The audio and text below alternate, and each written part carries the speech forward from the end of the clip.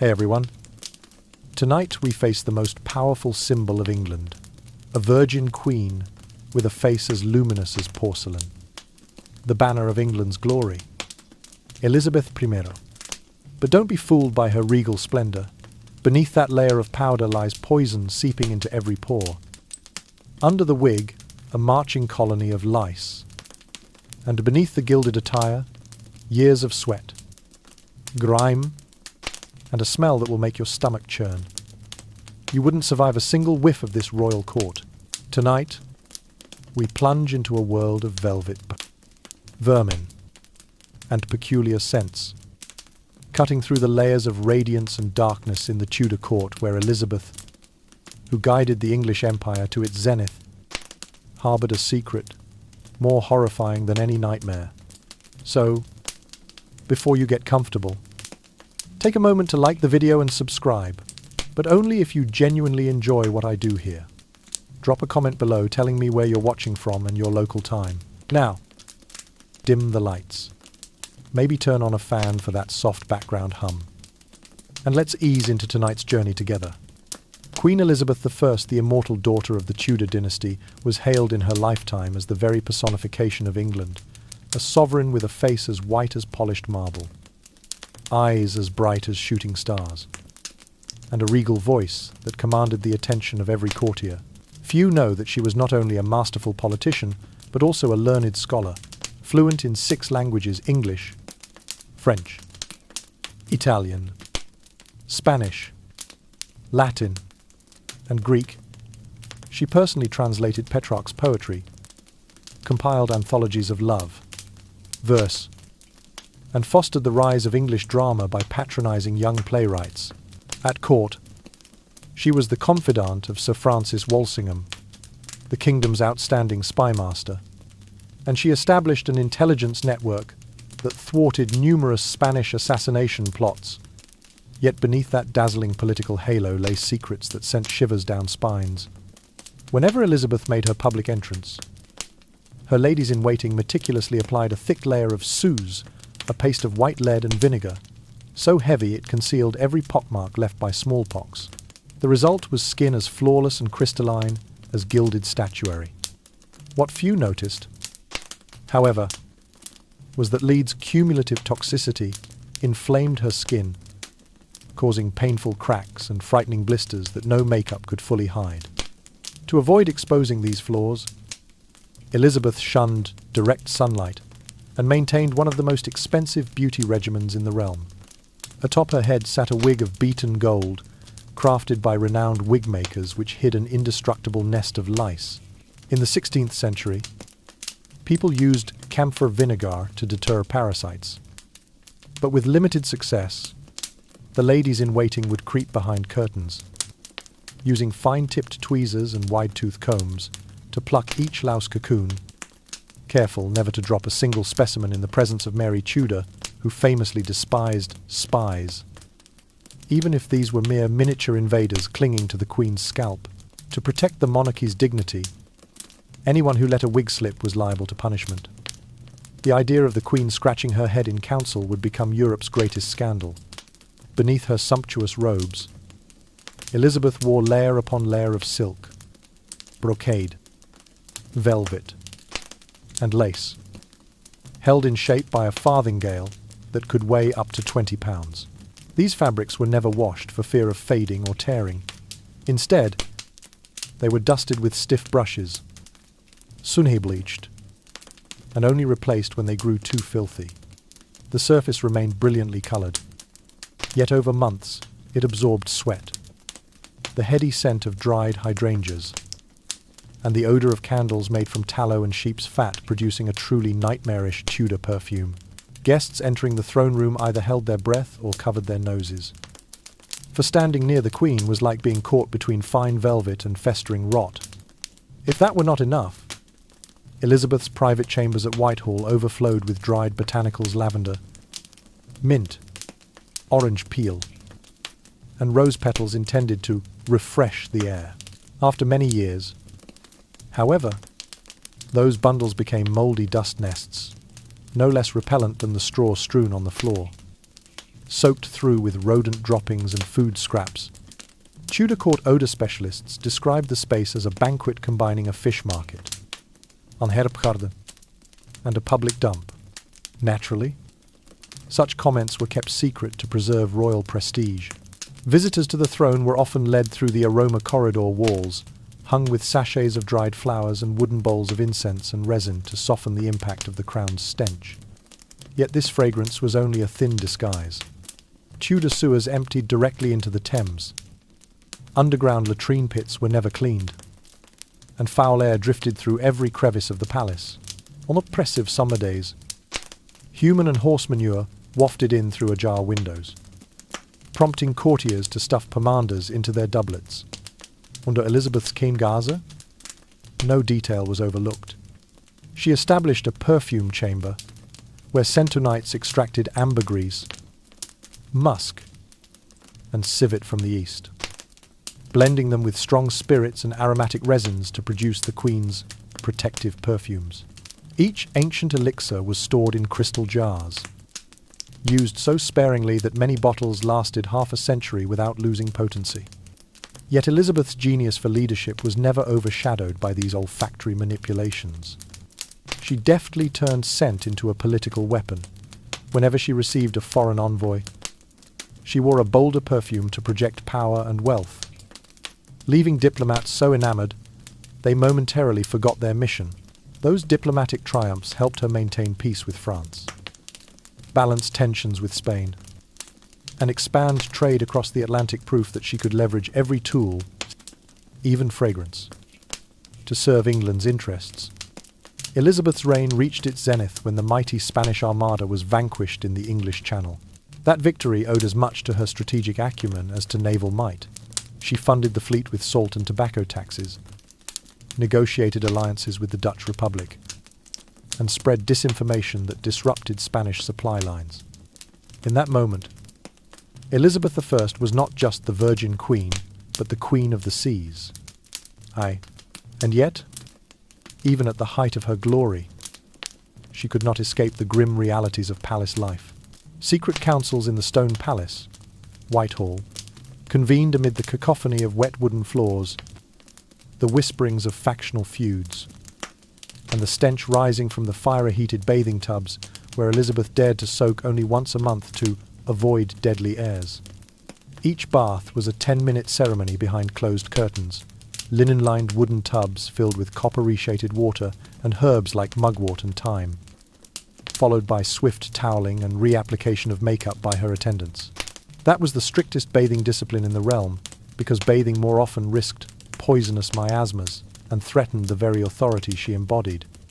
And so, in that chaotic realm of velvet, dust, sweat, and brilliant victories, it is not merely a tale of toxic lead makeup, louse-ridden gowns, and horrifying stenches, but a journey into the contradiction between Tudor grandeur and the muddy truths beneath. From the rare bathing rituals to the secret perfume vaults, every Elizabethan ceremony concealed a ghastly sacrifice for glory and power. In the next installment, we will delve deeper into her bathing rites, the perfume chamber, and the intricate intelligence network by which Elizabeth used both chains and colognes to command her kingdom's loyalty. But for now, let your mind settle, breathe slowly, and prepare to enter a world where splendor and horror intertwine into a perfect, terrifying Tudor tableau. The moment we step out of Queen Elizabeth's rare ceremonial bathing chamber, where the scents of herbs and leaded powder swirl into an hallucinatory haze, we continue our journey into the heart of Whitehall Palace, where power itself is steeped in the strangest fragrances of the Tudor court. Whitehall rises before us like an opulent painting under the flickering glow of thousands of candles, ceilings gilded in burnished gold, ebony beams carved with dragons and phoenixes, and crimson velvet hangings, framing every noble feast. Yet, amid that splendor, the damp wooden walls and floors betray a stark truth. There is no central heating. To ward off the bone-chilling cold of London's foggy winters, the aristocracy devised a Tudor solution, hanging thick tapestries on every wall and scattering dried flower carpets across every corridor. Those tapestries serve not merely as decoration, but as hefty insulation. Woven from Scottish wool and embroidered with floral and avian motifs, they lend an air of grandeur, even as they trap warmth inside. Beneath one's feet lies a several-inch thick layer of dried blooms, purple lavender, green mint, and golden aromatique marigolds. At first, their fresh scent masks the damp, leftover scraps, and even rodent droppings. After a few weeks, however, they become nests of dust mites and musty rot, never washed but replaced only when irreparably tattered within that artificial aroma cloud. Every step Queen Elizabeth takes leaves behind an indescribable trace. Lavender turns stale, mint mingled with ash and worn fabric. When her heels click softly on the boards, a stifling wave of odor follows, forcing anyone standing too close to struggle for breath. This is no dreamy palace. It is a gorgeous labyrinth that deceives every sense. Against this backdrop, Elizabeth's skin stands out beneath a thick coating of leaded Suze powder. Candlelight shimmers across her crystalline pallor, concealing every pockmarked scar from smallpox. Tiny fissures become visible only when she tilts her head. Yet the Suze adheres so thoroughly that no one suspects the underlying lead poisoning. The precious mineral powder reflects the flame in a way that conjures an image of a flawless goddess, until a slanted ray reveals cracked KQ makeup, highlighting jagged splits like peeling reptile skin. She drapes herself in an exquisite lace-embroidered gown, held aloft by a farthingale that can weigh up to 20 pounds. Taken together with its accessories, their ensemble can exceed 25 pounds, making each of Elizabeth's steps a laborious ceremony. Layers of silk, brocade, velvet, and lace absorb her lady's sweat. The scent of dried hydrangeas at her hem, and even the whiff of stabled warhorses just beyond the courtyard. A single bead of sweat trickling down her brow soaks into those fabrics, mingles with the gold lacquer on her shoulder, and combines with the candlelit powder to form a signature fragrance of power. The sweetness of old flowers undercut by the bitterness of tallow. The palace air is always thick with conflicting aromas. In one corner, wooden bowls hold incense buds and frankincense. In another, faded carpets of dried petals hang motionless. Nearby, shelves display crystal bottles of ambergris, musk, and civet the Queen's protective perfumes. Round the clock, perfumique nights blend dried botanicals, pour brandy, and stir resin, waiting years for a batch to reach perfection. Yet no matter their skill, the mixtures stay fresh only days before the flowers devolve into dusty mildew, emitting a stench scarcely less foul than the straw beneath the floor. When courtiers arrive for audience, they are guided through the scent corridor to soften their shock. They see only panels of dried blooms and hear gentle strings playing. Yet the true odor of the throne, a blend of lavender, mint, dry honey, and rodent waste invades unbidden. One by one, ministers stuff pomanders into their doublets, desperately disguising their olfactory terror in the Queen's presence. They know that a single sniff or involuntary shudder could shatter the facade of majesty, spread damaging rumours, and tarnish the crown's reputation.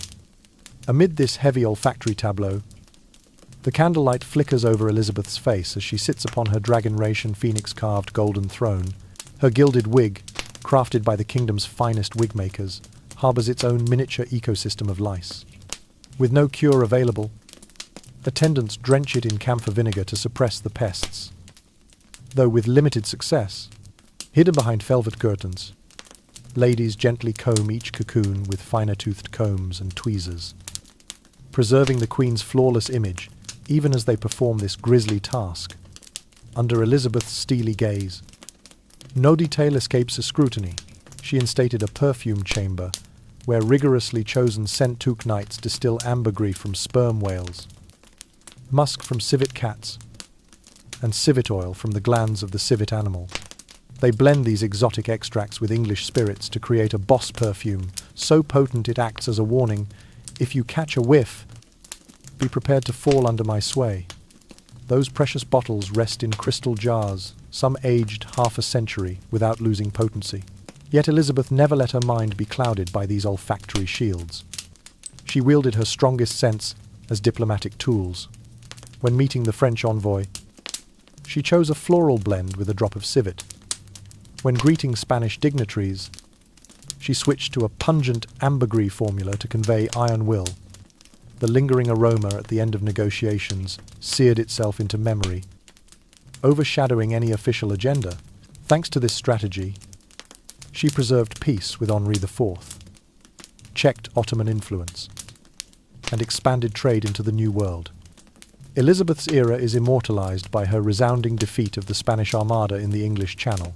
That triumph rested not only on sails and cannons, but on meticulous planning. Funds from salt, tobacco, and even paper taxes were wisely allocated to shipbuilding. Secret talks with the Dutch Republic secured port access and naval expertise. Disinformation sown about stormy seas left the Armada stranded without supplies. At that glorious moment, Elizabeth I was not merely the Virgin Queen, but the Queen of the Seas. And yet, even in her brightest hour, she could not escape the damp, fetid atmosphere of the court. Private councils at Whitehall echoed with the tap of shoes on moist planks and the harsh scrubbing of flour dust carpets, while the stench rising from fire-heated bathing tubs where Elizabeth dared submerge herself only once a month to avoid deadly airs pervaded every chamber. The sight of her bathing in a linen-lined wooden tub, copper-heated herbal water lapping at her skin, attendants briskly toweling her dry and reapplying her sous in a 10-minute frenzy, stands as testament to the strictest bathing regimen in the realm. To bathe more risked inhaling poisonous miasmas and losing the aura of inviolable authority that defined her reign.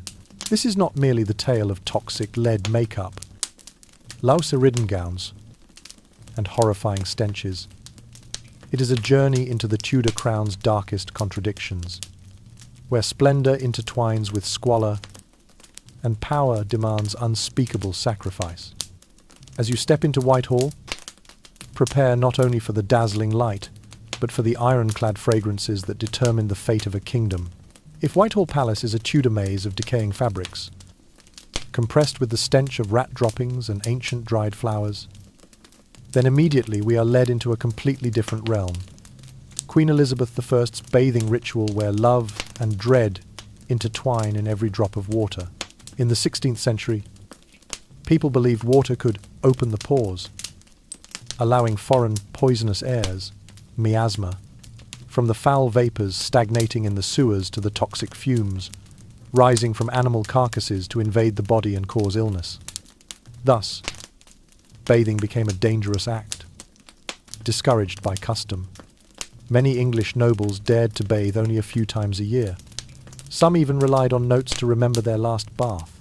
Elizabeth I, in her effort to maintain majesty, claimed for herself the right to a luxurious bathing ceremony amid the filthy capital. Once a month, she ordered bath attendants, ladies in waiting, and copper tubs to prepare a little ocean in the heart of the royal apartments.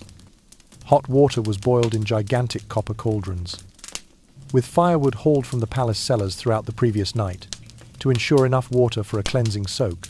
The wooden tub, lined with soft linen, was placed beside heavy velvet drapes, where ladies in waiting stood, ready to block any draught and shield the queen from prying eyes.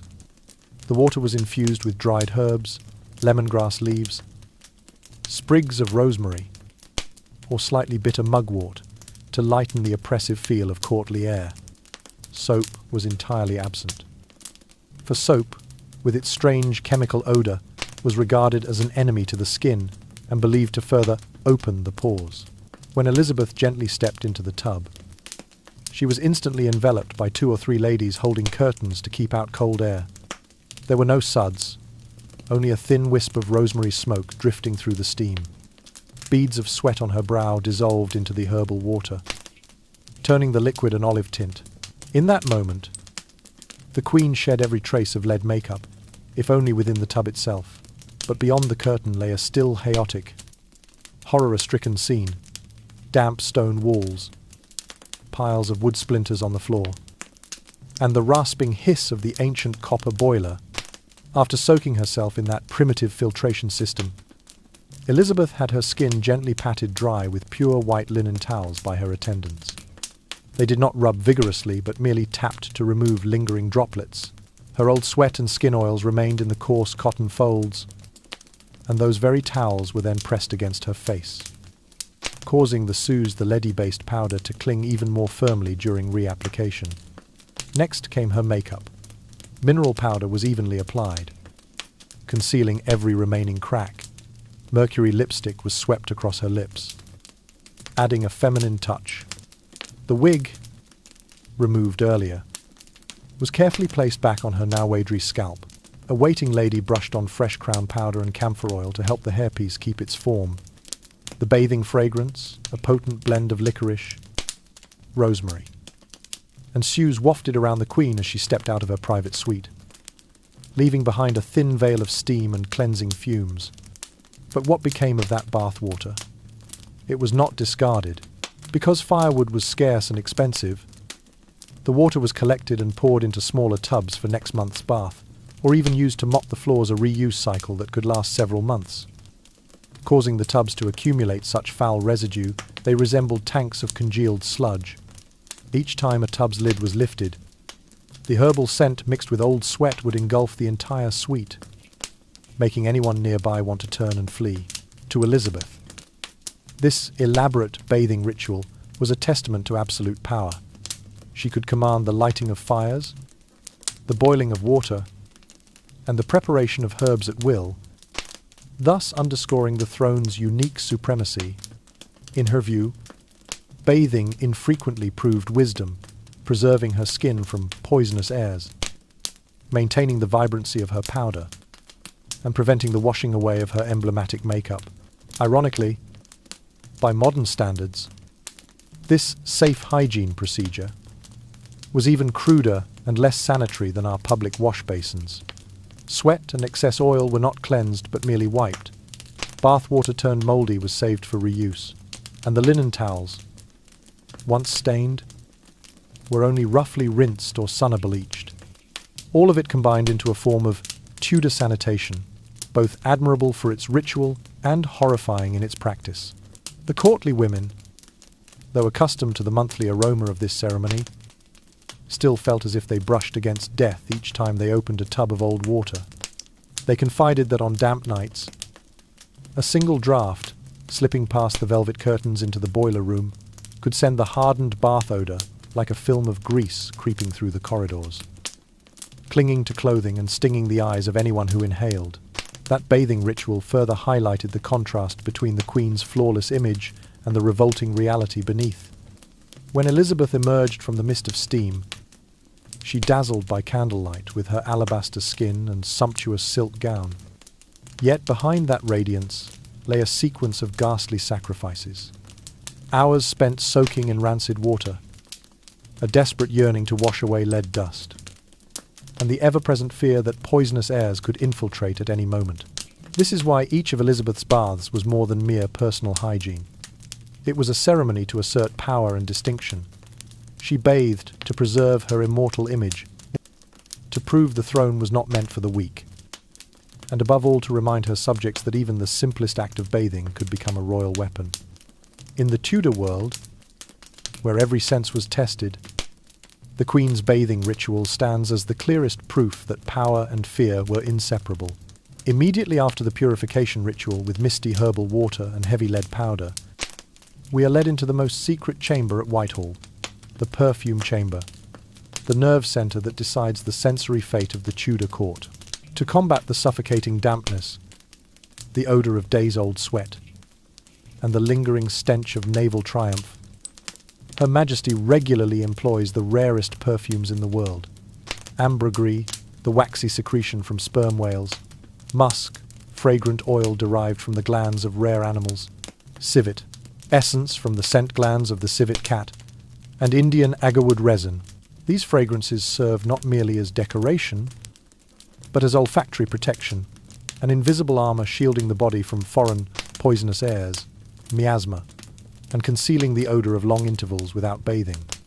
In a separate chamber, hidden deep within the royal apartments and always secured by ebony wood locks carved with dragons and phoenixes, the perfume knights, masterful fragrance artisans, labor tirelessly.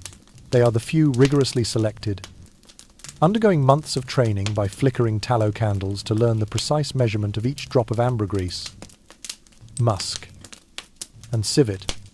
Every crystal vial of essential oil is sealed for years, some batches aged up to 6 years before use, ensuring the pinnacle of aromatic quality.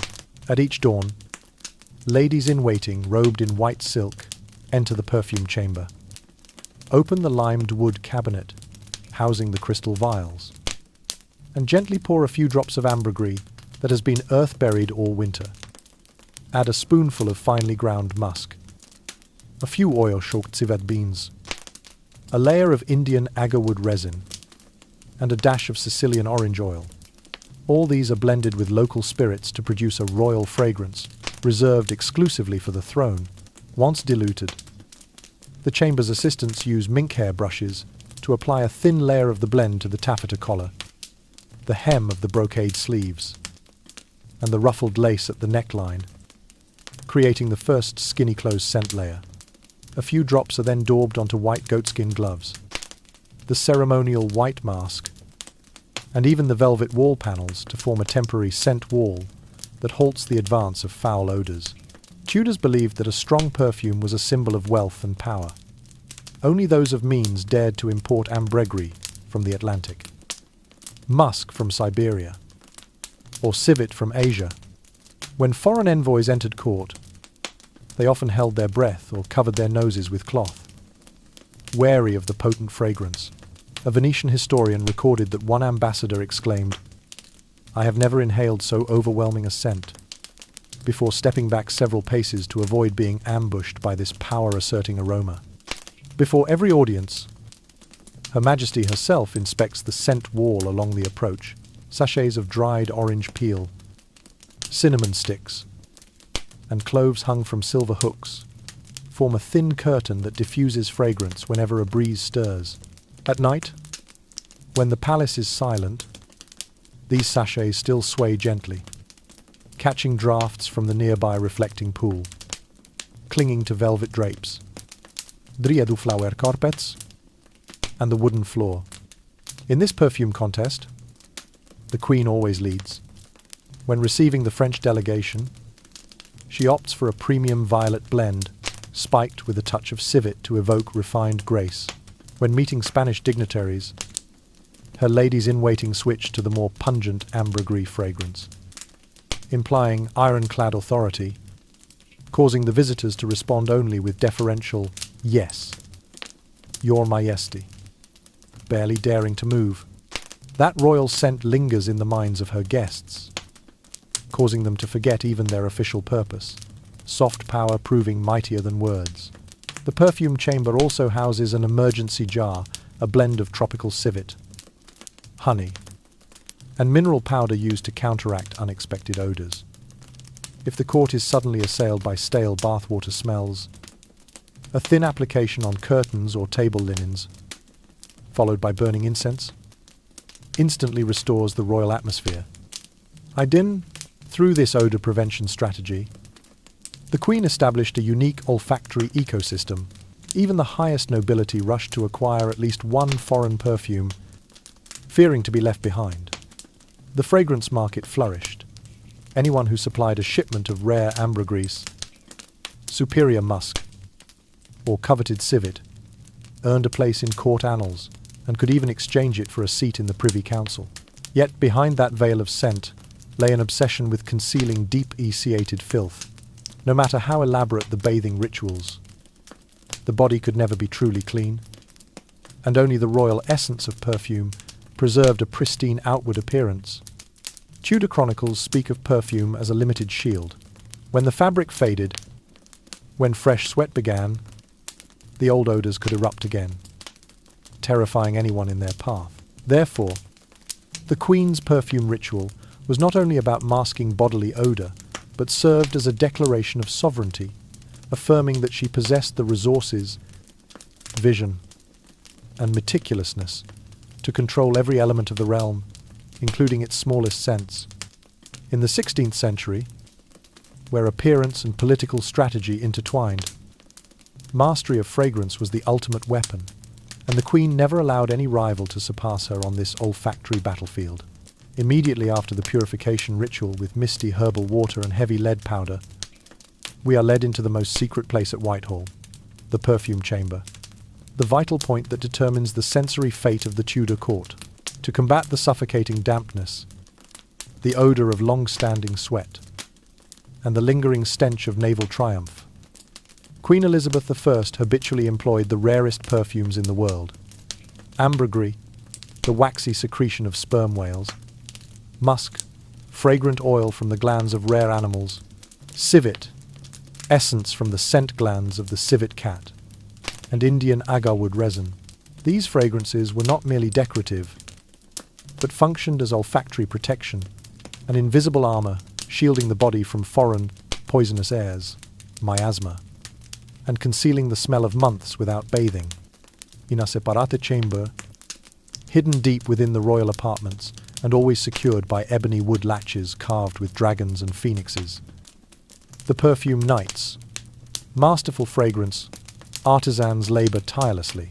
They were among the few chosen by the strictest standards, undergoing many months of training beneath flickering tallow candles to learn the precise measurement of each drop of ambergris, musk, and civet.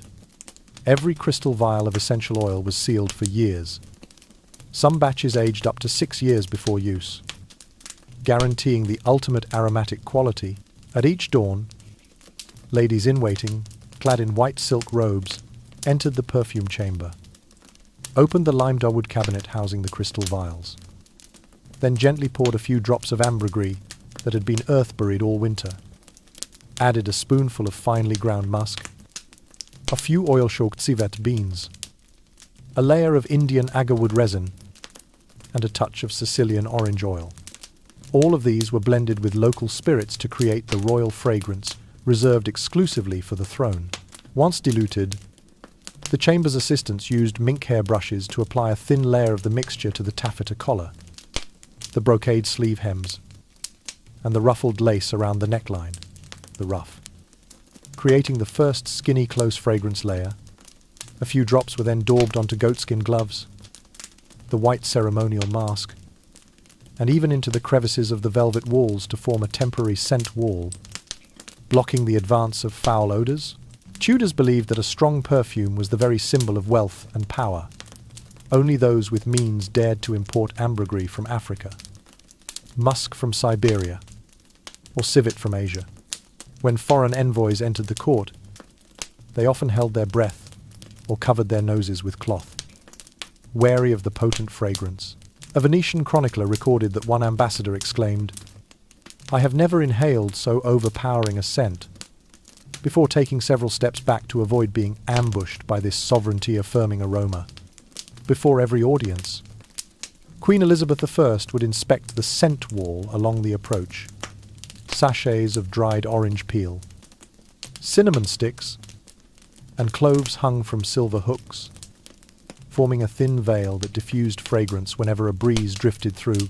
At night, when the palace lay silent, these sachets still swayed gently, catching each small breeze from the nearby reflecting pool, clinging to velvet drapes, the flower carpets, and the wooden floor. In this perfume contest, Queen Elizabeth I always led the field. When receiving the French delegation, she commanded her ladies-in-waiting to choose a premium violet blend spiked with a hint of civet to convey graceful refinement. When meeting the Spanish envoy, they switched to the more pungent ambergris fragrance, implying iron-lead-clad authority, so that the delegation dared only to respond with deferential, "Yes, Your Majesty," barely daring to move. That royal scent imprinted itself on guests' memories, causing them to forget even their official purpose. soft power, proving mightier than words. The perfume chamber also stored the emergency jar, a mixture of tropical civet, honey, and mineral powder used to handle unexpected odor crises. Whenever the court was suddenly assailed by the stale smell of old bathwater, a thin application to curtains or table linens, followed by burning dry incense, would instantly restore the royal atmosphere. With this odor prevention strategy, Queen Elizabeth I established a unique olfactory ecosystem. Even the highest nobility scrambled to purchase at least one foreign perfume, fearing to be left behind. The fragrance market thrived. Anyone who supplied a shipment of rare ambergris, superior musk, or coveted civet would be recorded in the court annals, and might even exchange it for a seat in the Privy Council. Yet behind that veil of fragrance lay an obsession with concealing deep-vitiated filth, no matter how elaborate the bathing rituals. The body could never be truly clean, and only the royal essence of perfume preserved the pristine outward appearance. Tudor chronicles speak of perfume as a limited shield. When the fabric faded or fresh sweat seeped through, the old odours could erupt anew, terrifying anyone in their path. Therefore, the perfume ritual of Queen Elizabeth I was not only intended to mask bodily odour, but served as a declaration of sovereignty, affirming that she possessed the resources, vision, and meticulousness to control every element of the realm, including its smallest sense. In the 16th century, where appearance and political strategy were intertwined, mastery over fragrance was the ultimate weapon, and Queen Elizabeth I never allowed any rival to outdo her on this olfactory battlefield.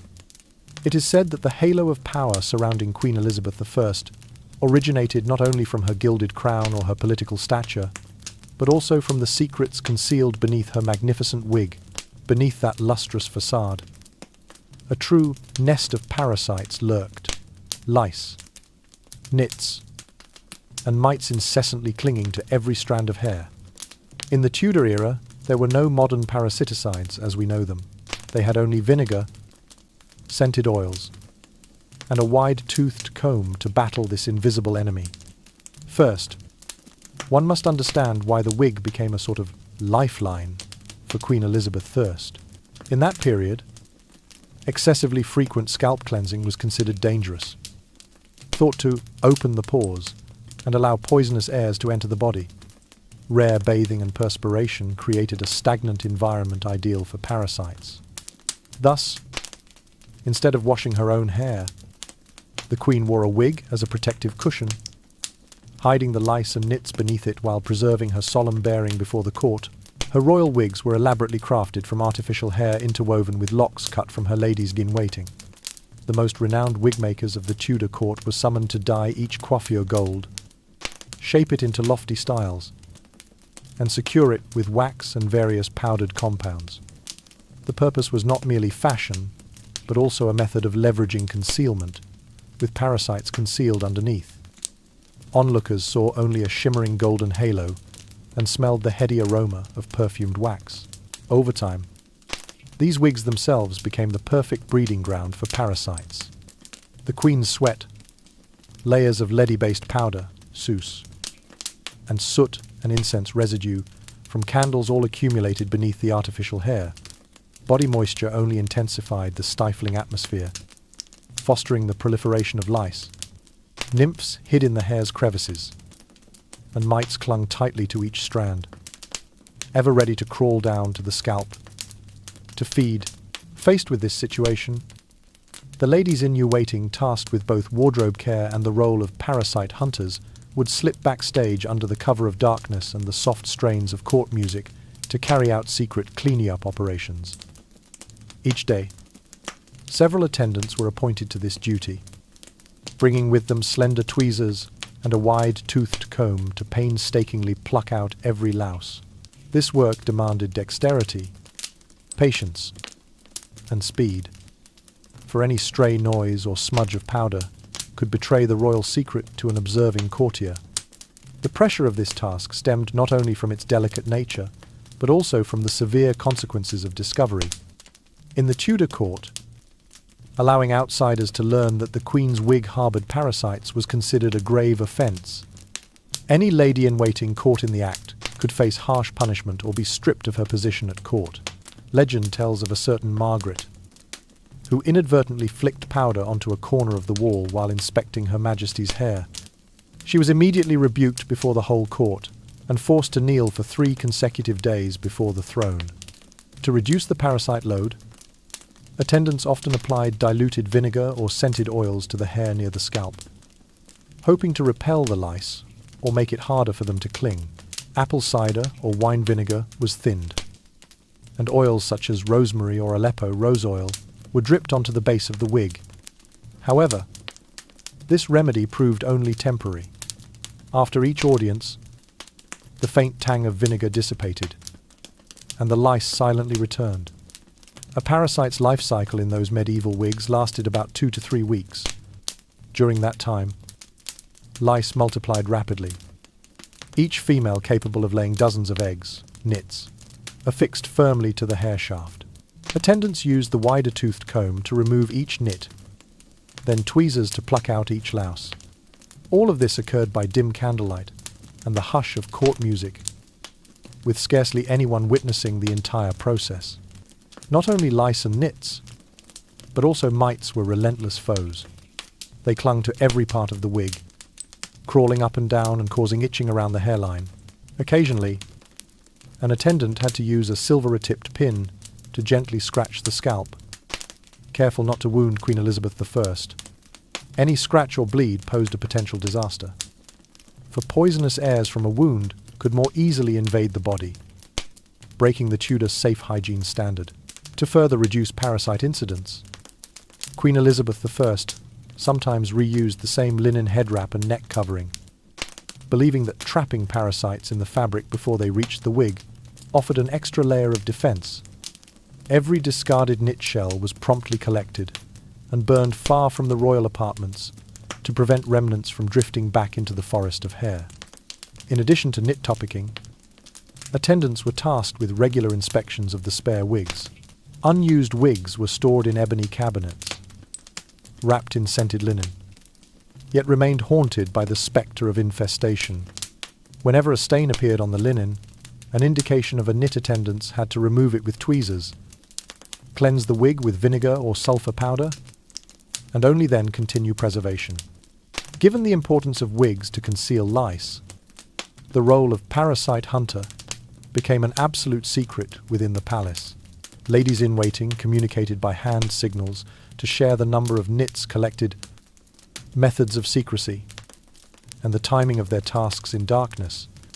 Tudor writings even include a short lyric describing white, slender hands plucking nits beneath the golden crown.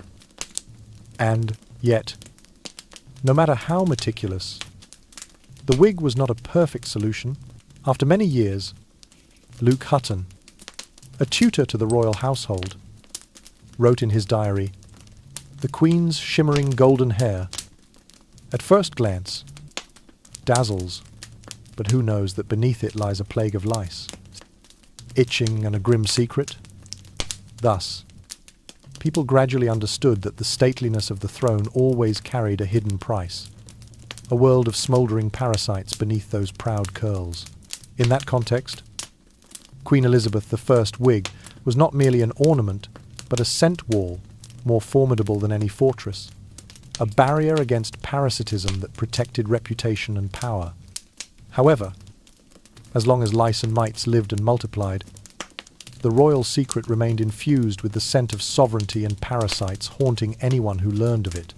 And so, behind heavy velvet drapes, in an air thick with wax fumes and leady powder aroma, Queen Elizabeth I and her team of ladies waiting waged a daily silent battle against these tiny foes, determined to keep the wig shining and not allow a single louse to appear, because in the Tudor court, to expose a royal secret was considered an unforgivable offence. Under the flickering candlelight of the banquets in the Great Hall, Queen Elizabeth I was often seen breaking into a hearty laugh, raising an intoxicating goblet, her lips nibbling on those refined sugar lozenges crafted from Caribbean cane, an exotic sweetness Europe had only just discovered. The sugar craze swept through every layer of society, from nobles to townspeople, all eagerly savouring sugary pastries and confections, a complete reversal of the old belief that food colours must come only from natural fruits and vegetables. Yet it was precisely this passion that carried a horrifying consequence.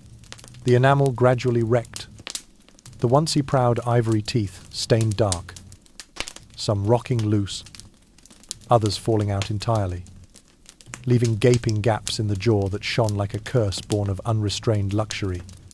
Less than a century after cane sugar's arrival, Queen Elizabeth I could not resist its temptation. She sampled flower-shaped candies, chewy sweets made from concentrated syrup, saccharine puddings, and candied fruit slices, thin wheels of orange and lemon crystallized in rose-colored sugar. Palace confectioners constantly pushed the boundaries of artistry, dripping marmalade from candied tangerines, pastries shaped like peacocks, ginga jelly, and blocks of sugar blended with honey and sprinkled with coriander seeds. Each creation was a masterpiece of decadence, and at the same time, a slow-acting poison gnawing away at her teeth.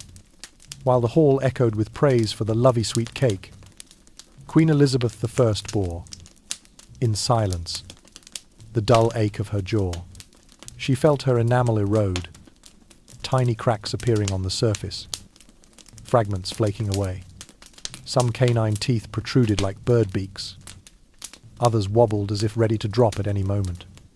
Yet she, ever poised, continued to smile graciously before her courtiers. To remedy this, she adopted the rudimentary Tudor dental hygiene routine. She used pumice, a powder made from dried, ground-up seashells mixed with vinegar and charred rosemary to scrub her teeth. Ladies waiting brought a bowl of pumice and either apple or wine vinegar, blending in ash from burned rosemary to form a gritty paste. Then, using a slender silver dental pick as fine as a toothpick, they carefully pried away stubborn tartar deposits. The entire ritual took place in her private chamber, lit only by wavering candlelight and accompanied by the distant rustle of wind through the treetops. Yet even after this makeshift cleansing with pumice and fragrant vinegar, Queen Elizabeth I's breath remained heavy with the smell of fermented sugar and chalky lead from her Sue's makeup, mingled with the scent of burnt herbs. At times, after the quick and dirty dental ritual, she would still feel a dry scratch in her throat, as though sweet yeast were clinging to her windpipe. The tang of honey vinegar only partially masked the staleness and the wine-ferment odour lingering in her mouth. To disguise it further, Queen Elizabeth I, with diluted rosewater or honey vinegar, even so, courtiers sometimes sniffed discreetly when she spoke. O thousand stars, bear witness, only to force a courteous smile, fearful of showing disrespect to her majestic composure. Some Tudor physicians recommended charcoal powder, mashed fresh ginger, or crushed mint leaves for mouthwash. But Queen Elizabeth I refused, fearing they would dull her signature rosy, spicy perfume and disturb the freshly applied lead powder. She always insisted on reapplying makeup afterward before accepting any other remedy. Records show that on more than one occasion, Queen Elizabeth I postponed a tea reception so that her ladies-in-waiting could slip behind the throne room, open a crystal jar of pumice powder, and a vinegar-soaked linen cloth, just enough to urgently address a large tartar build-up before rejoining the grand banquet. Her ravaged enamel made eating itself a challenge. Biting into chewy cakes often forced her to clench her jaw, the loose tooth clicking ominously. Sometimes the sweetness instantly turned bitter, sending a sharp tingle through her gums, causing the Queen to wince ever so slightly before forcing a smile and covering her mouth with a gloved hand, as if expressing a melancholy mood of the monarch. For this reason, every lavish feast also included soft fare, sweet soups, pureed puddings, mashed vegetables, and honey-sweetened milk. Courtiers sometimes joked that watching Queen Elizabeth I chew her soft food was like watching someone chew gum, both amusing and inspiring admiration for her fortitude. Nevertheless, many court officials and foreign visitors questioned the pristine white beauty recorded in history. A French ambassador noted, "At first sight, I was overwhelmed by her crystallo-bright countenance. But when she spoke, I realized behind those lofty words lurked the breath of fermented sugar, a small chink in the armor, yet enough to reveal the fragility of power. Some even believe that Queen Elizabeth I tested various mouthwashes from warm herbal salt water to potent, flower-infused spirits, but none truly banished the sweet yeast odor. Only rose water or honey vinegar could temporarily conceal it, prompting those invited to kiss her hand at the table to turn their heads discreetly so as not to break protocol. In Tudor times, one's teeth were considered a symbol of character. Straight, white teeth signified virtue and perfection. Thus, despite her pain, Queen Elizabeth I insisted on preserving her flawless image, never allowing anyone to glimpse a missing tooth or cracked enamel. Often, she would press a thin strip of linen between her lips, or cover her smile with her hand in a graceful gesture to hide the flaw. Her ladies-in-waiting stood ever ready, carrying the dental kit, pumice, vinegar, silver tweezers, dental picks, a wide-toothed comb, and tiny polishing stones to smooth enamel surfaces. They moved with silent speed, like ghosts slipping through shafts of moonlight at the window, so that only she knew the secret. Thus, the Queen's dental saga gradually became a legendary tale within the palace. Modern psychologists suggest that the constant tooth pain and anxiety over her breath may have contributed to her resilient at times, cold persona, like a mental armor against both illness and adversaries. And so the Tudor stage continued. The candles were extinguished, the dental kit packed away, and Queen Elizabeth I once again donned a smile fresh as a rose as she entered the grand banquet hall. The lingering echoes of fermented sugar, honey vinegar, and leady powder Sue's perfumes reminded all who dared approach too closely that in her dazzling world lay hidden the throbbing agony beneath the metallic smiles. When dawn's first light filtered through the window of the royal bathing chamber, Queen Elizabeth I's make-up ritual would begin. First, her ladies-in-waiting brought forth the jar of Suze, a pure white mixture of white lead and vinegar, and stirred it until it reached a smooth, creamy consistency. A thin layer was enough to conceal all imperfections, but to achieve the flawless, crystal white complexion she coveted, they rubbed that mixture across Her Majesty's face with gentle yet persistent strokes, as if erasing every trace of age. Next, they dusted on a layer of finely ground pearl powder, causing her skin to shimmer in the candlelight, and then applied a touch of vermilion rouge mercuric sulfide to give her cheeks a lively, rosy glow. That thick layer of lead did more than hide smallpox scars and blemishes. It sealed her skin, preventing moisture from escaping.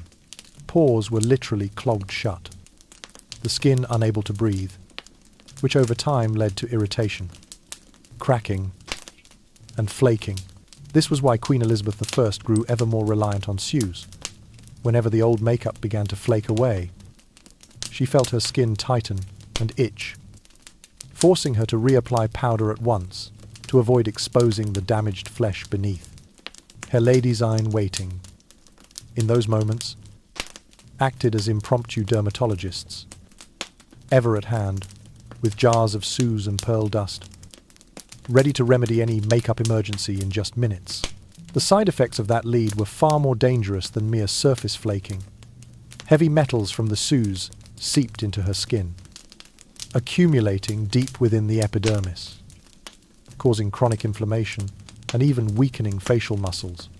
Tudor records note that the Queen once complained of her skin burning after a crude removal with vinegar and herbal swabs. Yet she remained steadfast in maintaining her lead mask after all. It was an unshakable symbol of authority. Beyond her personal makeup routine, Queen Elizabeth I employed a silent cadre of artistic magnates, her portrait painters. The most renowned Nicholas Hilliard and Marcus Geraerts were tasked with capturing every angle of the queen as an immortal statue, eternally youthful and perfect. Tiny cracks, the faintest lines around her eyes. Even the pockmarks from smallpox had to be erased in their canvases. They would add an extra highlight of silver beneath her brows, extend the curve of her lips to appear fuller, and paint subtle light reflections on her cheekbones to enhance that flawless effect. Yet, reality did not always cooperate with the painter's ideals. During a sitting, as Hilliard gently blew away stray dust from his canvas under flickering candles, the sues on the queen's cheek might split, to begin to crumble.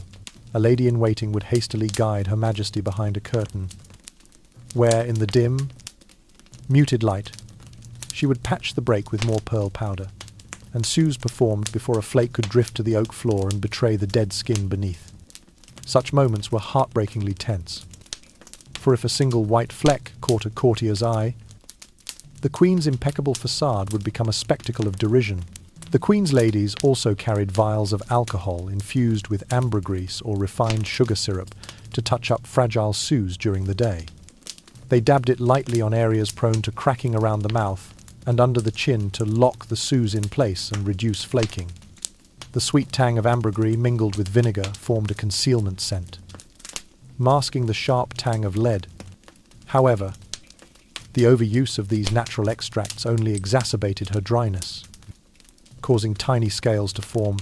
Most palace staff still believed Lee to be a beauty wizard, capable of tricking the eye. But an increasing number of attendants and physicians urged cutting back, recommending porcelain powders or ground charcoal instead, though these adhered far less securely.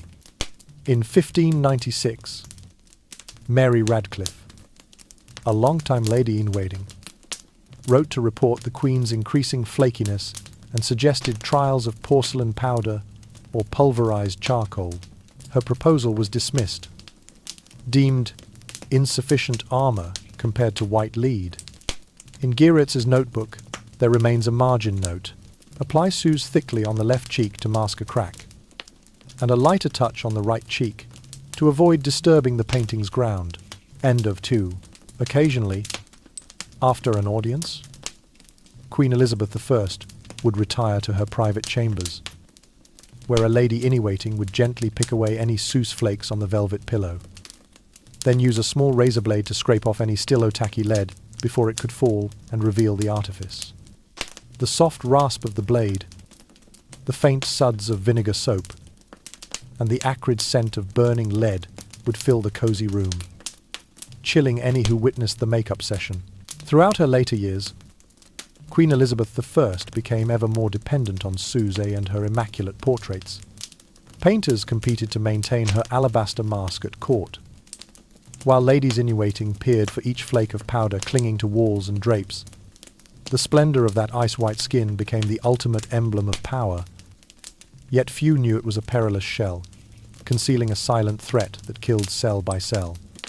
In the end, that golden mask could not save the Queen's weakening body. Rumors of lead poisoning spread through the nobility. Yet no one dared openly challenge the Suze ritual. They remained silent, both fearful of rebuking royalty and in awe of a mask that conferred inviolability. And so, each day Queen Elizabeth I reopened her beauty diary. Suze, pearl powder, vermilion. A cycle as toxic as her masterful diplomacy. Lead erased wrinkles but suffocated living flesh, teaching a lesson about the fragile worth of power's beauty, a white shade more dangerous than any famed sword. Under the light streaming through the stained glass window, the row of ebony wardrobes in the Tudor dressing chamber seemed to flaunt a veritable treasure trove of luxurious textiles. There, Queen Elizabeth I possessed countless gowns made of silk brocade, velvet brocade, and embroidered with gold, filigree, or silver. Each garment worth the fortune of a mid-rank noble. A phoenix-patterned gown, gilded in delicate gold thread, dotted with tiny crystals handy-stitched into lotus shapes and exquisitely carved in Antwerp. Its shoulders adorned with peacock feathers imported from Persia, this was the living testament to the Queen's power and wealth. Yet with such value came a horrifying burden. Mongol brocade as fragile as tissue. Italian velvet so soft that a single drop of water would bleed its colours. One damp night enough to shrink or shred the fabric. Thus those garments were never washed with water. Instead, at dawn, a team of dozens of ladies-in-waiting lined up before each outfit. They tapped stiff rooty fibre brushes, pre-soaked in herbal vinegar, to kill parasites lightly across the fabric. Flicking away every particle of Sue's powder, candle soot, and sawdust from the wooden floor. The lingering scent of Sue's and ambergris lodged deep in the folds' hems. Cuffs. Even dew-catching sleeve edges was countered by tucking scented sachets of dried hydrangea, lavender, orange peel, and mint into every crease, warding off musty odours rising from the velvet drapes. Next, the gowns were arranged to catch the morning sun. Soft rays filtering through the richly coloured glass windows dispersed any remaining dampness. Helping the array of fabrics shed their old odours, the ladies hung them so the folds faced alternately left and right, never exposing any surface directly to sunlight lest the dyes fade. All this was conducted in almost reverent silence. Each garment stand like an altar to opulence. But if those outer garments were the magnificent armour, beneath lay a whole framework of linen undergarments laundered daily smock, shift, corset, bumroll, petticoat, cincture. These layers alone touched the queen's skin, absorbing every drop of sweat, natural oil, and even flakes of Sue's from her makeup. They were chosen with care, heavy, coarse linen steeped in perfumed spirits blended with rosemary oil to reduce odour. The ladies bathed them at least twice a day, once in the morning before her makeup, once in the afternoon after court as an internal cleansing to balance the neglected outerwear. To wash the linen, the ladies used warm water mixed with homemade soap of olive oil, saponified oak ash, and a hint of crushed eggshell. They massaged every fold, scrubbed them with small bristle brushes, then rinsed under wooden spouts fed by the palace's reservoir. The linen was wrung out by rolling and kneading by hand, then aired on wooden racks under the slivers of sunlight drifting through the window. This relentless cycle kept her smocks and shifts pristine white, often still smelling faintly of herbal vinegar. The corset, the laced waist cincher, was the very soul of the Tudor silhouette, crafted from sturdy linen reinforced with baleen stays. It maintained its shape through dozens of court appearances. After laundering, the corset still soaked with sweat and oils. If not replaced promptly each morning, the queen would find breathing difficult. The ladies unhooked the spent corset and laced on a fresh one in an exacting ritual, stretching each cord and fastening it around her waist in 3 precise measurements. Any slight shift, a rush of breath, or misaligned lacing could make the queen uncomfortable, undermining her commanding bearing. Tudor accounts describe the changing of the queen's undergarments as a great wardrobe renewal. Dozens of women prepared some drying her feet, others toweling her dry, washing the shift, dressing the corset and smock, layering on the petticoat, then buckling on the corset, all completed in under 15 minutes. A delay might chill Her Majesty, provoke nervous laughter at wind slipping through the skirt folds, and threaten the solemnity of court ceremony. This contrast outer garments, never touching water yet painstakingly cared for, undergarments changed and washed ceaselessly, became the Tudor court's model of selective hygiene, polished on the outside. Immaculate within, it embodied the paradoxical philosophy that a noble body need not bathe, but must change its linen, an eccentric yet astonishingly effective concept. The habit of frequent undergarment laundering also marked rank. Lower servants changed their shifts only weekly, while the queen and her close attendants changed theirs daily. Ever midhort, princes and princesses did not enjoy such privileges. This was how Queen Elizabeth I asserted her peerless status. Only she merited the strictest form of personal hygiene. Each morning before stepping out, the Queen paused before a mirror, admiring the immaculate linen hugging her form. Then smiled. A lady in waiting would swiftly slide a brocade screen across the corner, granting her a private moment of stillness before donning a gleaming gold gown for court. And so, beneath those sumptuous brocaded skirts that never felt water, Queen Elizabeth I performed her eternal image, at once majestic and powerful. Yet beneath, the linen soaked with sweat and devotion was kept fresh each day, underscoring the legend of a Tudor reign, both dazzlingly lavish and starkly contradictory in its notions of cleanliness and beauty. The matter of answering nature's call in the royal household was not merely an ordinary physiological need, but was designed as a ritual of absolute power. Queen Elizabeth I possessed a velvet-covered close stool that symbolized her supreme status, a seat of precious wood, upholstered in deep red velvet, with silver-plated legs and a frame carved with dragons and phoenixes.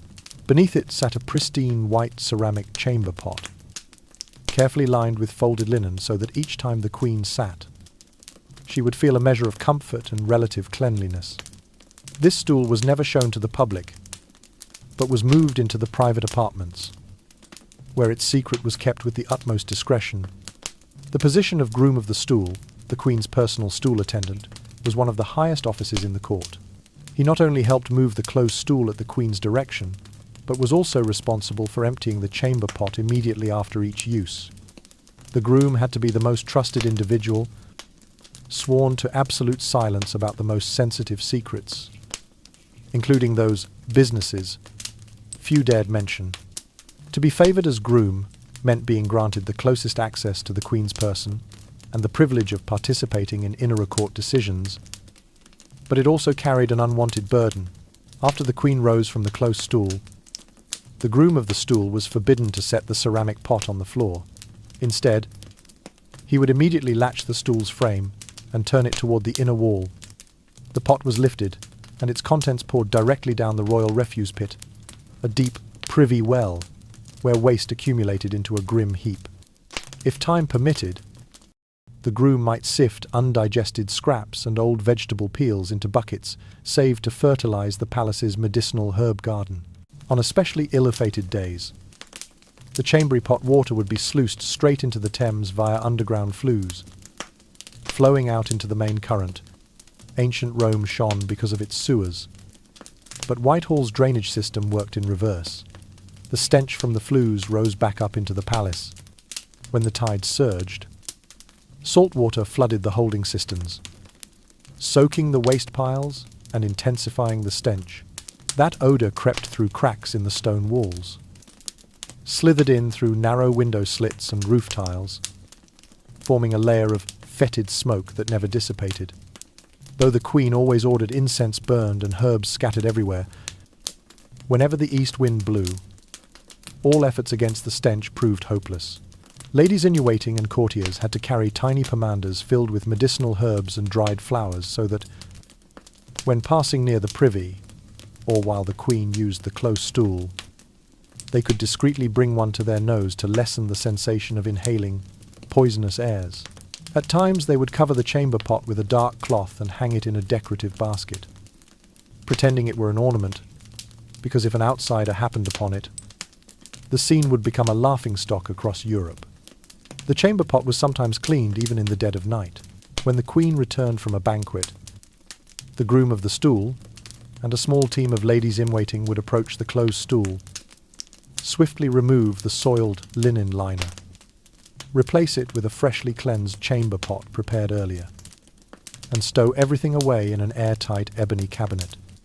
Then they performed a scent restoration by sprinkling quicklime and dried herbs on the floor around the stool's location to mask any lingering odours before dawn. Such fastidiousness served not only to protect the royal reputation, but also to ensure the Queen was never distracted by gurgling sounds or foul stenches. The swift clearing of the close stool became part of the elevated service ritual, carried out as a daily routine. Anyone slow to fulfill this duty was reprimanded immediately, for any exposed mishap was a failure of courtly decorum. To the palace, The close stool was not merely a personal fixture but a symbol of authority. When the Queen allowed a courtier to sit upon it, a rare honour, it signified exceptional favour and closeness. Yet most only dared gaze from a distance. For to look closely at the velvet-covered seat was to feel both awe and disquiet, as if touching the ultimate secret. Thus, even the most mundane bodily need was elevated by Queen Elizabeth I and her court into a spectacle of opulence intertwined with filth. The velvet upholstered close stool. The groom of the stool as the most exalted attendant in matters of waste. The refuse pit and the subterranean flues carrying waste to the Thames, all creating an atmosphere that was perpetually suffocating. Ever caught between splendour and squalor, each time the Queen relieved herself, the entire household sprang into intricate motion, preserving her reputation, her power, and the flawless, porcelain white smile for all to admire. Amidst the Tudor court's resplendent yet suffocating atmosphere, hand-washing and face-washing actions that one might assume to be the simplest were carried out in the most perfunctory way, marked more by ceremony than by hygiene.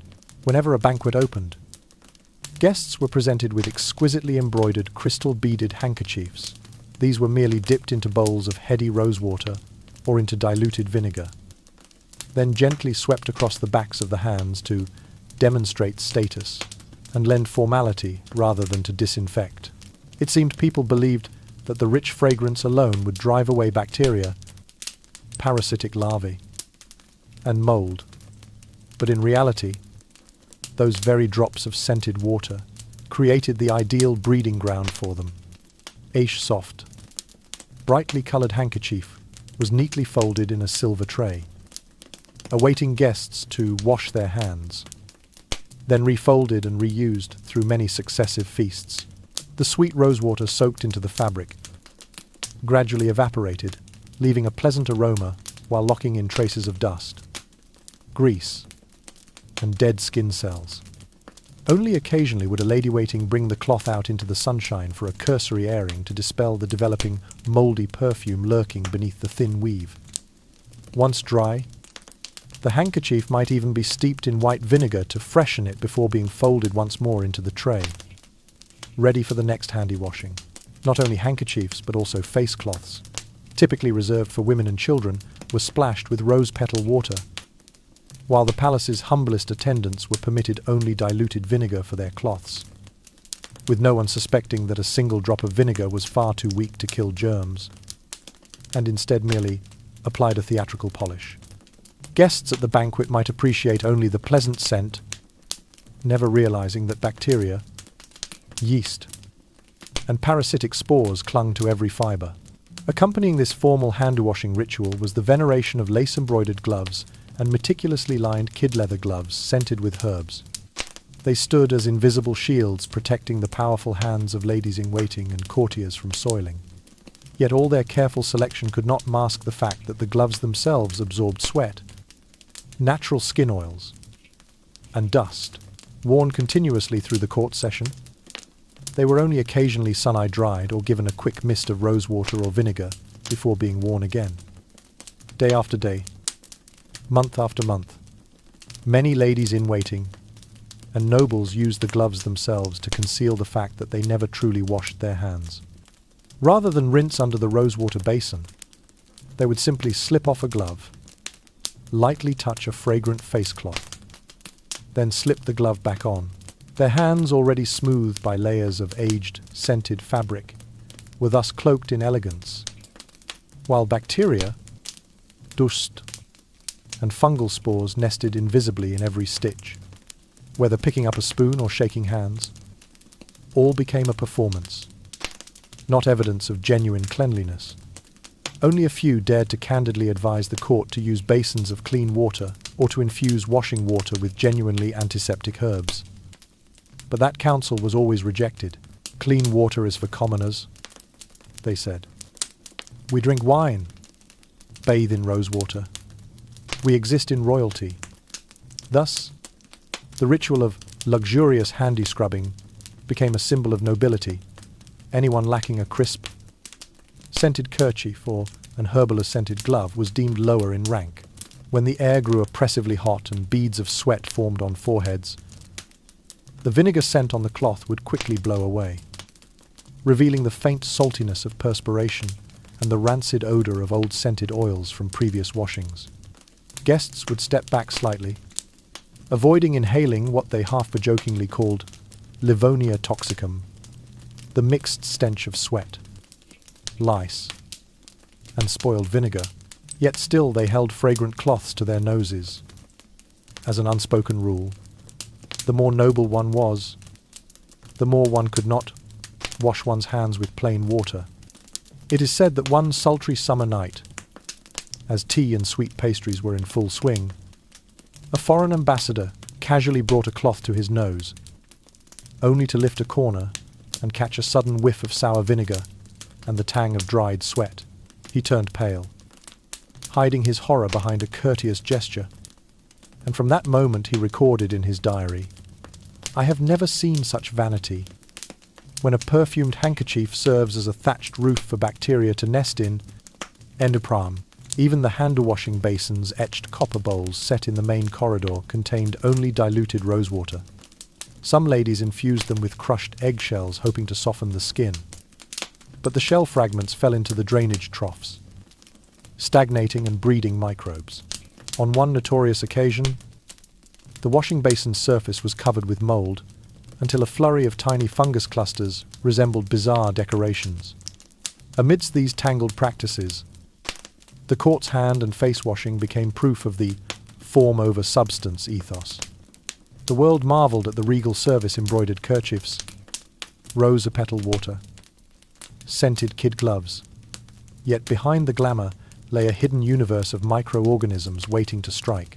Likely, not a single one of the thousands in attendance realized that a single drop of rosewater could germinate mold and parasites, spreading from the damask drapes to the bundles of dried herbs on the floor. And so, the noble hygiene quietly became a silent nightmare. In the Tudor court, the more one displayed grandeur, the more one hid ordinariness, the more one flaunted elegance, the more one neglected one's own body's health. When the very foundation of cleanliness was inverted, only one unspoken question remained.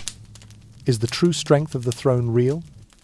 Or is it sustained by layers of scented foam, cotton, and manufactured fragrance? From the noble hygiene spectacles in the royal court, we must recognize the true picture of public sanitation in the Tudor era. A system so underdeveloped it borders on farcical, where epidemics erupted endlessly, and medical countermeasures were more ceremonial than scientific. When the plague known as the Black Death resurged in London in the late 16th century, terror spread throughout the populace. Hundreds died each day. Bodies were thrown into mass graves, and the stench of excrement mixed with rotting corpses grew overwhelming. At the first rumours of the pestilence demon, Queen Elizabeth I ordered all audiences halted and fled Whitehall Palace in a single night. She and her courtiers relocated to a secondary residence, lodging in a suburban garden where the trees were verdant, the air fresher, and the density of people and animals lower in hopes of escaping the contagion. Yet this quarantine did not guarantee absolute safety. The satellite palace was more primitive than Whitehall. Drainage channels, if they existed, were choked with refuse and waste. Privy vaults were rarely cleaned, and the mixed odours of human and horse dung pervaded every corridor. Whenever it rained, sewage backed up beneath the wooden floors and gurgled upward, releasing a rancid stench that made bystanders wince, even amid the garden's supposed fragrance. Confronted with the rapid spread of infection, the court had to rely on the royal medical staff. The Queen's chief physician, Sir Theodore Turquette de Mayerne, had pioneered translations of ancient Greek and Roman medical texts. Yet when facing the plague, he still depended on traditional remedies blended with superstition. They performed acupuncture on points believed to dispel malignant air, applied heated copper cups to patients' backs and chests to draw out foul miasma, and whenever the cup left a blister, hurriedly daubed it with lead poison, a mixture of lead oxide and vinegar, believing it sealed the wound and prevented deeper spread.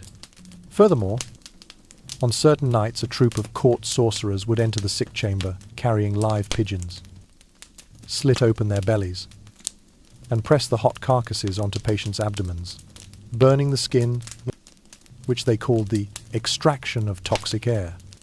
Although this method was indistinguishable from torture, the court believed the smell of roasting pigeon fat would overpower the stench of decay and keep pestilential vapors from entering the body. Lacking knowledge of microorganisms, they assumed the plague spread by poisonous airs, miasma, inhaled through the nose and mouth, rather than by bacteria or viruses. They burned sulfur incense, hung fragrant herb sachets, and placed roasted eggshells under beds to absorb the evil vapors. In truth, sulfur smoke, combined with heavy perfumes, only thickened the air, making breathing even more difficult for patients. Meanwhile, courtiers lived in dread of each breath because there was no way to diagnose incubation periods, nor any antibiotics or vaccines. When a prominent courtier succumbed, they hastily buried the body in a private garden plot, powdered the coffin with lime, and sealed it in a wooden case. Suburban residents, hearing the rattling of pallbearers' cart at night, would shudder, understanding that this death was far from an ordinary omen. The plague's onslaught also rendered the palace eerily silent. The Queen banned large gatherings, offered rewards to volunteers delivering provisions and medicinal herbs, yet few dared pass food hand to hand. Every time a meal was served to Elizabeth in the refuge residence, her ladies-in-waiting donned protective gear, face veils and vinegar-soaked gloves, yet could not entirely block the tearing stench wafting from clogged drains. In the makeshift infirmary, medical tools consisted of little more than a few acupuncture needles, copper cupping jars, bottles of lead mixture, and some dried flower petals. Physicians used razors to cut patients' limbs and let blood flow, believing the plague would exit the body that way. Then applied mercury ointment to kill the noxious spirits. The outcome: pallid skin, infected wounds, respiratory collapse, but they remained convinced they were administering cures. There are tragic records of desperate times. When the plague peaked, citizens no longer trusted even the royal doctors and turned to itinerant healers, applying poultices of dog excrement, poison olive, and even drinking buffalo calf's blood as an antidote. A wild marketplace for herbal remedies flourished, with people relying on nonsensical incantations and the dangerous doctrine of poison cured by poison. Avertoin. Amid this chaos, Queen Elizabeth I maintained a safe distance. She sat high in her dais, overlooking the field infirmary, ordered the royal seat moved when winds shifted, her countenance veiled by sulphur smoke. Her courtiers could only bow their heads and pray silently that Providence would provide miraculous medicines. In Tuther England, where medicine was a mixture of ancient tradition and superstition, patients seldom survived more than a few days. Epidemics became a harsh trial, and every evacuation from Whitehall was not only a flight from death, but also a grim witness to the impotence of public health policy where humanity struggled against an invisible enemy. Regardless of wealth or power, only when the outbreak subsided did people realize that it was the very backwardness of sanitation and public health, from clogged drains and abandoned privy vaults to bizarre treatments that allowed the plague to exploit and spread terror. The Tudor Palace, splendid on its surface, yet ravaged by disease within, stands as a tragic testament to an era in which science lagged, superstition prevailed, and the fight against plague was one of the saddest chapters in English royal history. And so, after all the vicissitudes of the throne, Queen Elizabeth I entered the final days of her life. By then she was nearly 70, a rare age for a Tudor woman.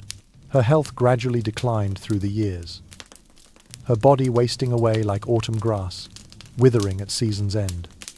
Yet still she persisted in observing each daily makeup ritual, the layer of white lead, sooze, mixed with vinegar, was applied to her face by her ladies-in-waiting, covering every crack and wrinkle, even on her last day. She wore her full coronation attire, a brocade gown embroidered with gold thread, a farthingale supporting layers of silk and heavy velvet, though her steps were no longer sure. At every audience now attended only by the most loyal ministers summoned behind the velvet curtain Queen Elizabeth I, I still allowed them to see her gentle yet sorrowful eyes and to admire the sparkling golden crown upon her head. The distance between her and her courtiers, though only a thin drape, continued to command reverence and awe. No one dared touch the curtain while she sat statuesque. The sous had begun to crack and flake in places, but before her attendants, the image of the immortal queen remained perfectly preserved. Finally, she passed away peacefully. Her body was laid in a gold-lined coffin, adorned with the Tudor rose and the letter L embossed in lead. The rosewater and musk fragrances, once her lifelong companions to mask the odours of her body and the loneliness of sovereignty, had long since dissipated, lingering only in the memories of those who served her. The velvet drapes fell, the candles guttered out, and the court must have heard, in that hush, the poignant echo of an era drawing to a close. Beneath the legend of the immortal queen, one unspoken question remains. Just how arduous was the reality of courtly scents? The olfactory regalia, once wielded as a political weapon to conceal illness.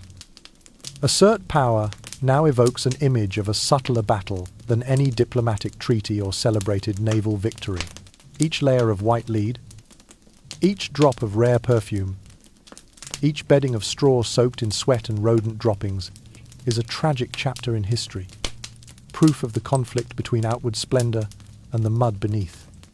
Now, when the final candle has burned away, only the memory remains of a magnificent icon shrouded in countless layers of makeup, myriad precious vials of fragrance, and heaps of straw fragments steeped in time. The Tudor Palace, magnificent on the outside, yet rife with disease and horrific secrets within, stands as a tragic testament to an age in which science lagged, superstition prevailed, and the war against plague was the most sorrowful chapter in English royal history. Thank you all for following the boring history bedtime journey, where every scent hides a story. Every ritual tests power and human nature. I hope this tale inspires deeper reflection on the power of image and aroma in history. Sleep well. Let your spirit quiet to the pure fragrance of roses. And if you enjoyed this journey, don't forget to hit subscribe so you won't miss our next mysterious stories.